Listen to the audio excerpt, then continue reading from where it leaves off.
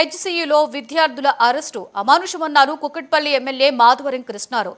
పర్యావరణానికి మేలు చేసేటువంటి 400 ఎకరాల భూమిని ప్రభుత్వం అమ్మడాన్ని విద్యార్థులు వ్యతిరేకిస్తున్నారని అన్నారు. విద్యార్థులను అమానుషంగా అరెస్టు చేయడం పట్ల కుక్కట్పల్లి ఎమ్మెల్యే మాధవరం కృష్ణారావు తీవ్రంగా ఖండించారు. అక్కడ ఎన్నో జీవరాశులు, అరుదైనటువంటి జంతుజాలానికి ప్రభుత్వం తీసుకున్న నిర్ణయం వల్ల తీవ్ర నష్టం వాటిల్లిందని అన్నారు. భవిష్యత్ తరాలకు చక్కటి పర్యావరణాన్ని అందించాలి అనే ముఖ్య ఉద్దేశంతో విద్యార్థులు చేస్తున్నటువంటి పోరాటాన్ని పరిగణలోకి తీసుకోవాలని అన్నారు.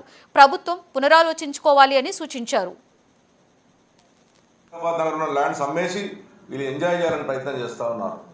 మా కుక్కట్పల్లి కాన్స్టిట్యున్సీలో ఎప్పుడు గత 50 సంవత్సరాల నుంచి ఉన్నటువంటి IDPL employees colony 145 survey number, 163 survey number Kukatpally మండలంలో ఉన్నటువంటి ల్యాండ్ వాళ్ళకి పర్మిషన్లు ఇచ్చింది ఆ రోజు గవర్నమెంటే. వాళ్ళకు అన్ని ఇచ్చింది గవర్నమెంటే, కాంగ్రెస్ గవర్నమెంటే. ఈ గవర్నమెంట్ వచ్చిన తర్వాత వాళ్ళకి నోటీసులు ఇచ్చారు నిన్న మొన్న. అది గవర్నమెంట్ ల్యాండ్ అని ప్రకటించారు. వాళ్ళు సుమారు 50-60 వేల మంది ఇలా రోడ్డు పాలయ్యే ప్రమాదం తీసుకొచ్చారు.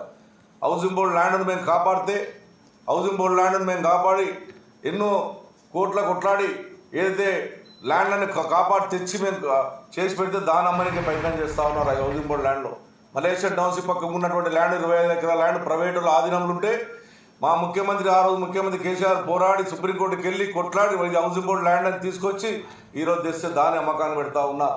30 గజాలు 20 గజాలు అమ్మి హైదరాబాద్ ఉన్న ప్రజలను మోసం చేస్తూ ఉన్నారు. ఈ రకమైనటువంటి దుర్మార్గమైనటువంటి విషయం.